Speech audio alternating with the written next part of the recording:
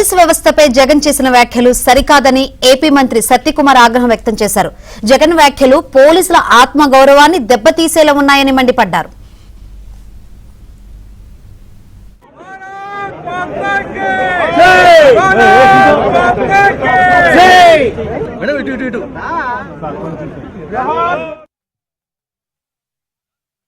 సభ్య సమాజం అటువంటి వ్యాఖ్యల్ని హర్షించదు. ఎందుకంటే పోలీసులను బట్టలు నిలబెడతానడం, వాళ్ళ ఆత్మస్థైర్యాన్ని దెబ్బతీయడం అది ఒక అనాగరికమైన వ్యాఖ్యగా గుర్తించాల్సింది. మొదటి నుంచి జగన్మోహన్ రెడ్డి గారి నైజం అదే. ఎందుకంటే వాళ్ళు ఆయన పెరిగిన నేపథ్యం ఫ్యాక్షన్ నేపథ్యంలో పెరిగారు. అణచివేత కారణంగానే మనం అధికారం చెలాయించని ఆయన బలంగా విశ్వసించే వ్యక్తి. ఆయన 5 సంవత్సరాలు ఆయన ముఖ్యమంత్రిగా అదే రకమైన పాలన అందించారు.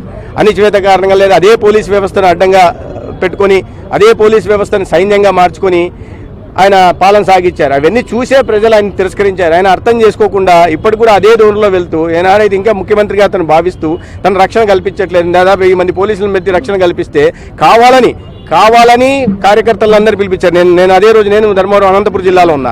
భాగంగా అంతమందిని అక్కడ చేర్చారు. మీరు పరామర్శకు పోతున్నప్పుడు ఒక్కొక్క నియోజకవర్గం నుంచి 1000 మంది కనీసం రావాలని మీ నాయకులని ఆదేశించడం